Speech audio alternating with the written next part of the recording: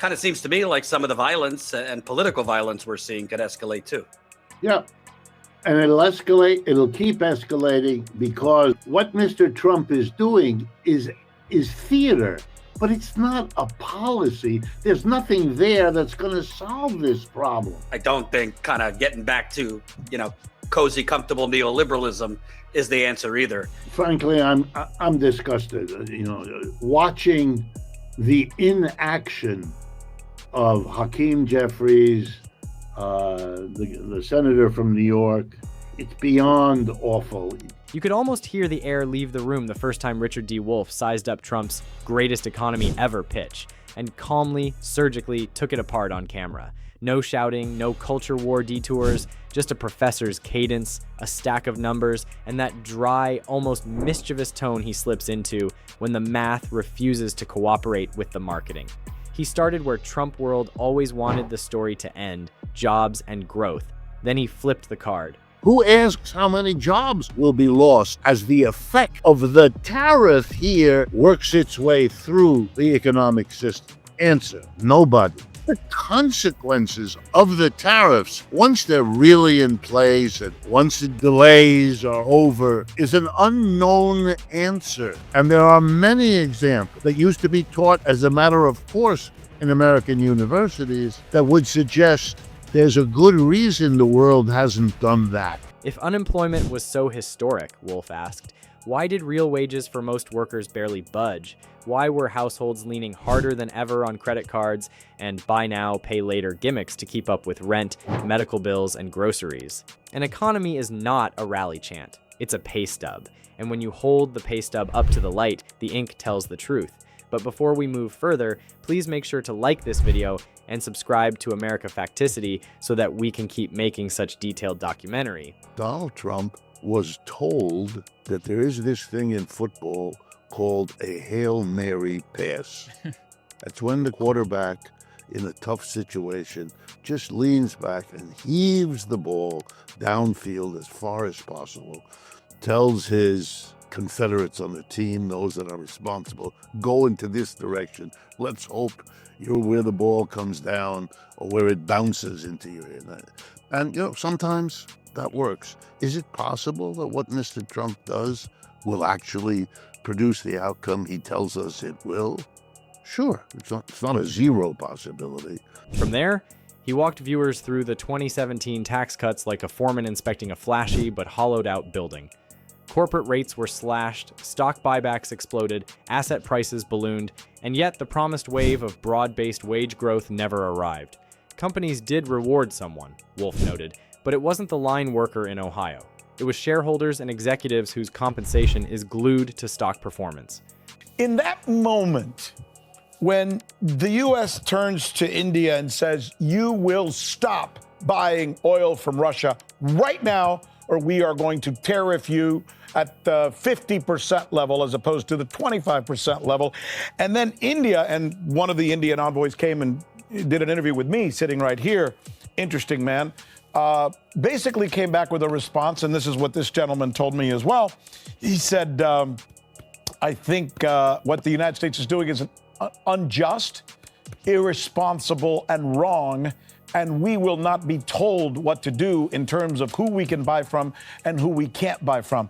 And in that moment, Professor, I thought to myself, the world just changed. Something just happened there that historians will write about where the world just changed. Do you think I'm right? Extrapolate Absolutely. that forward.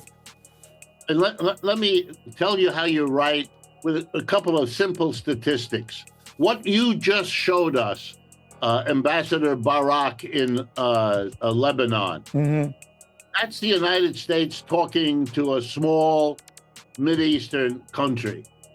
That's not India. India is now, according to the United Nations, by population, the largest country on earth, having outgrown China, which used to have that position. If you do what the United States, what Mr. Trump is doing with these threats against India, who has a long historical relationship with Russia going back to the days of the Soviet Union and ever since. You are playing with a very different adversary. If you shut off the United States to India by big tariffs, India will have to find other places to sell its exports. But like Russia found another place to buy to sell its energy, India will sell its exports no longer to the United States, but to the rest of the BRICS. The deficit ballooned as federal revenue fell short, leaving politicians to bang their fists about tough choices later. Translation, in Wolff's telling, we privatized the gains up front and socialized the bill on the back end. Then came the part Trump advisors always hated to debate on neutral turf, the tariff crusade. Wolff has an unteachable knack for puncturing grand strategy with kitchen table logic. Tariffs are taxes, he'd say, and taxes that importers pass to businesses and consumers down the chain. He didn't sit down with the head of Panama to discuss the canal or the head of Denmark to discuss. He announced. And he's made a career out of being a naughty boy. And the working class loves it because they felt abandoned, which they had been. The Democrats are as responsible for Mr. Trump as anybody else. And Mr. Trump won because he managed this symbolism very well. I am naughty. I am not of that establishment. I hate them like you do. If you hike the price of components, the finished product costs more. If the product costs more, either the company eats margin or the customer pays. Either way, the press release about beating China doesn't pay the higher invoice for an American manufacturer trying to source parts on deadline. When Trump boasted about punishing India or China, Wolff reached for the global ledger. Supply chains are entangled, alternatives aren't free, and the world doesn't stand still while a White House tweets. For a long time. There's a good reason that the only country in the world right now doing that is the United States. Nobody else is hitting the rest of the world with blanket tariff increases. In fact, the only tariff increases you see these days are explicitly and clearly in evidence retaliation for what the United States has begun. Nations rewire trade routes, partners hedge, and the United States can wind up with less leverage than before. That's not tough, that's short-sighted. What made those segments sting wasn't just the economics. It was Wolff's habit of zooming out and asking who actually benefits when policy is turned into spectacle. The infrastructure big, beautiful plan that never materialized became one of his favorite case studies. If you truly wanted to deliver durable jobs, competitive logistics, and long-term productivity, you don't lead with tax cuts and vague photo ops. You pass a detailed bill, fund it, and start pouring concrete. One thing I think Trump does, he opens the space for something other than what in European countries is called center-left, center-right. European countries, most of them, have multiple parties. They don't have two parties the way we do. They haven't constricted their political space so that you're voting for Tweedledum or Tweedledee. Americans make a bigger deal than Europeans about we stand for freedom of choice, except in politics, where we don't need it. Trump blows that up. In that way, he functions like Bernie Sanders. And that's why they had the peculiar link between these two. I remember being struck by the number of people who said to me, I'm either going to vote for Trump or for Sanders. I got that a lot here in New York City from working class people who were wondering which way to go. Instead, America got a press conference and a pothole. Years later, many of the same regions that were promised a revival are still waiting at the on-ramp. Wolff also refused to treat the greatest economy line as anything more than a slogan until it faced the test that always comes, a shock. He warned repeatedly that pumping up asset prices with cheap money and tax favors creates the illusion of strength while leaving the base unreinforced.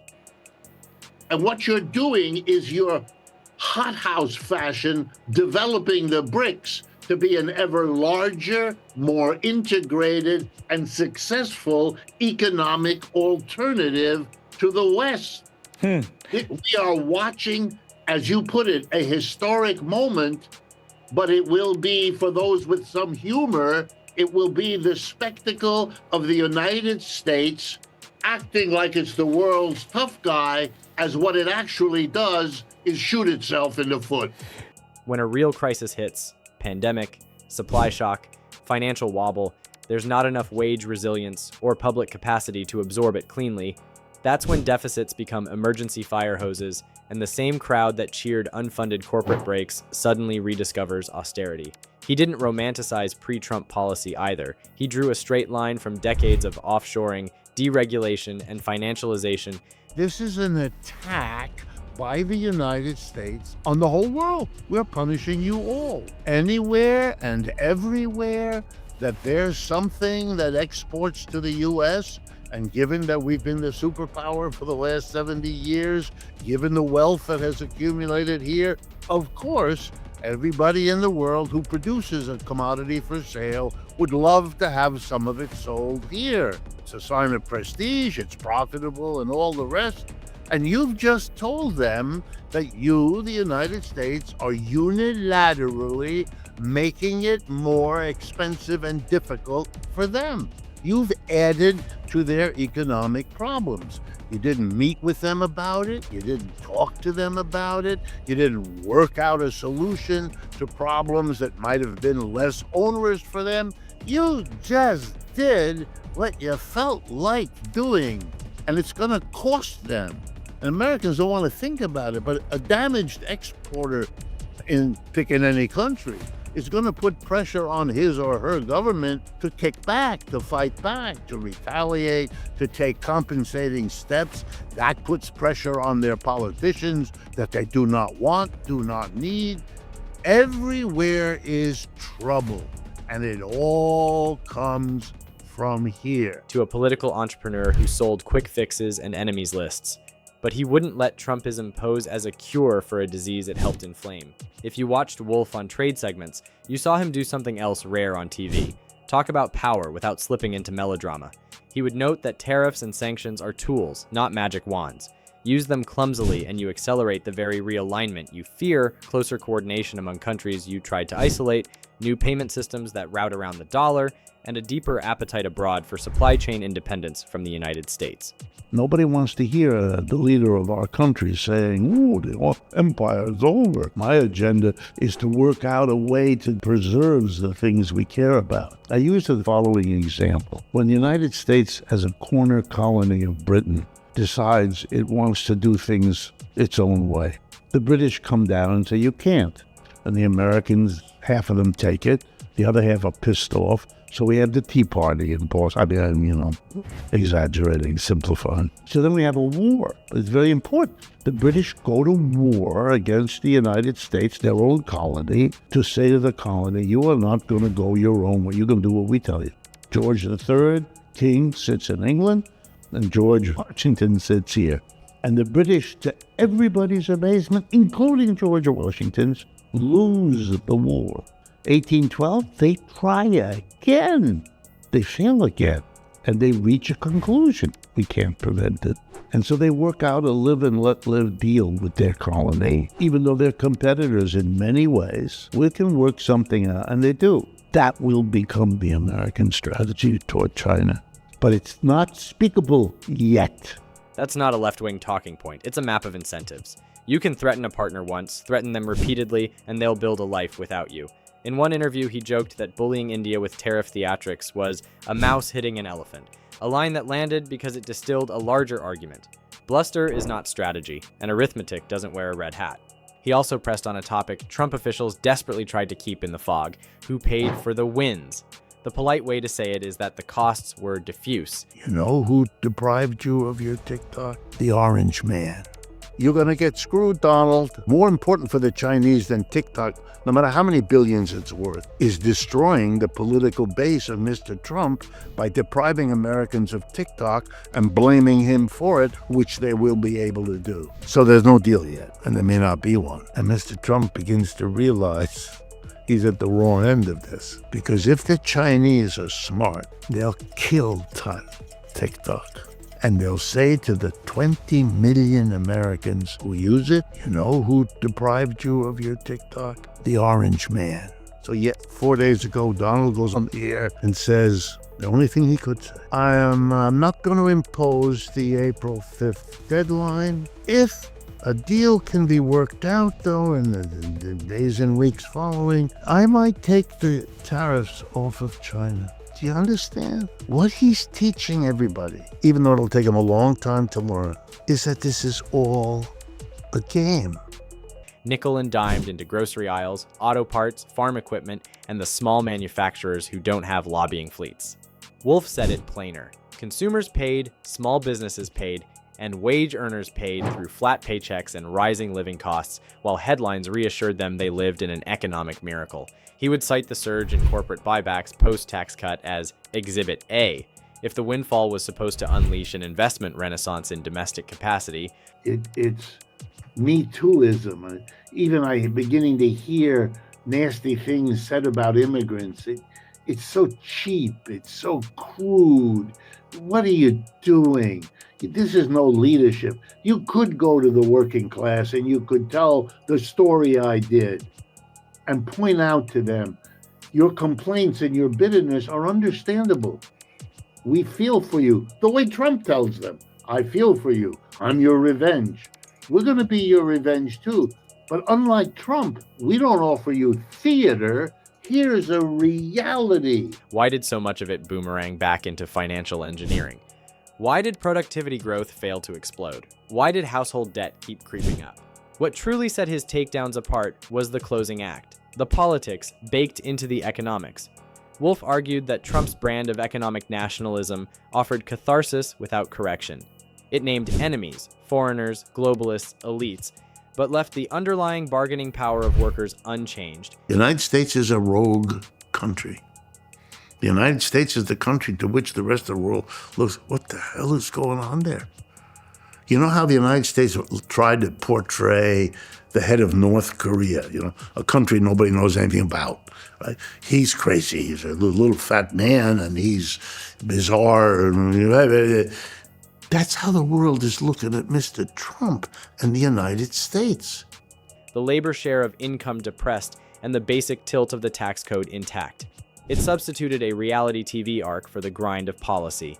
There were villains, cliffhangers, and a big reveal that never arrived. And while everyone watched the stagecraft, wealth continued concentrating at the top, the safety net frayed, and the federal balance sheet shouldered new weight to keep the spectacle humming. None of this required viewers to like Wolff's broader prescriptions or buy his Marxian framework. Mr. Musk is a representation of what's going on. And certainly people are not buying his cars. His dealerships announced that. He's associated with Mr. Trump. And that's the worst advertising imaginable in the world right now. He reminded viewers that a real economy is the sum of millions of private realities, not a single man's press conference. And he left the bravado to wither under something it can never outtalk: arithmetic.